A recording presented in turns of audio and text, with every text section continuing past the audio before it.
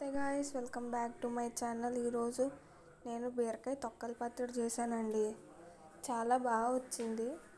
దాంట్లో ఫస్ట్ మనం స్టవ్ వెలిగించుకుని బాండి పెట్టుకుని దాంట్లో కొంచెం నూనె వేసుకుని ఆవాలు, జీలకర్ర, శనగపప్పు, మినప్పప్పు, ఎండుమిరపకాయలు, కొంచెం ఇంగువ, కొంచెం కరివేపాకు వేసుకుని బాగా వేయించుకుని ఆ పోపు పక్కన పెట్టుకోవాలి.